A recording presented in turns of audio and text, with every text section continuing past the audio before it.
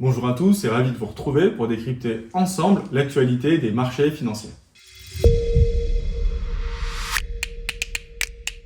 Les récentes données économiques ont dissipé les craintes d'une réaccélération de l'inflation. En effet, après plusieurs mois de surprise, le rythme de l'inflation ralentit enfin aux États-Unis, marquant la première baisse depuis le début de l'année.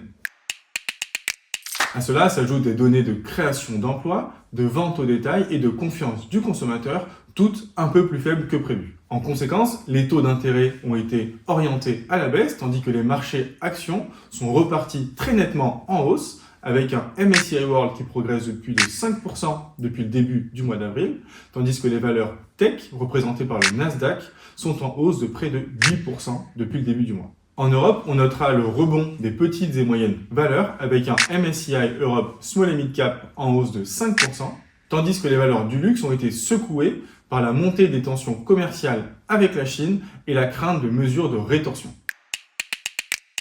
Au niveau mondial, l'activité économique continue de se redresser avec un PMI composite qui poursuit sa progression. Les anticipations de croissance mondiale ont alors été de nouveau révisées à la hausse par le consensus à plus de 3% pour 2024. On note toutefois que la dynamique perd en intensité avec des surprises économiques qui se sont nettement retournées dans les pays développés. Le scénario du soft landing risque alors de remplacer peu à peu le scénario du no landing qui prévalait jusqu'à présent, mais ceci n'est pas nécessairement une mauvaise nouvelle pour les marchés. En effet, ce ralentissement semble cohérent avec l'essoufflement des facteurs de soutien à l'activité, surtout aux États-Unis, mais ne semble pas inquiétant. Et surtout, il est synonyme d'apaisement des tensions inflationnistes et pourrait donc donner le feu vert à un desserrement monétaire tant attendu par les marchés. À court terme, le principal risque reste celui d'une dégradation de l'environnement géopolitique international, mais celui-ci ne semble pour l'heure avoir que très peu d'impact sur les marchés.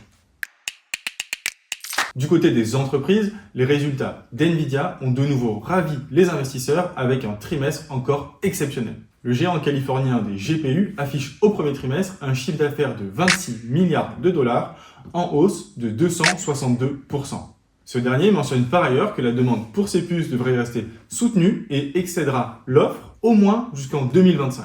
Et enfin, avec un cours de l'action qui dépasse désormais les 1000 dollars, NVIDIA a annoncé un stock split, à savoir une division du prix de son action par 10, mesure qui vise à faciliter l'accès à son capital pour les petits porteurs. Les marchés sont maintenant entre deux eaux et tous les regards se porteront sur les prochaines réunions de politique monétaire de la BCE et de la Fed les 6 et 12 juin prochains. Je vous remercie pour votre écoute et à bientôt.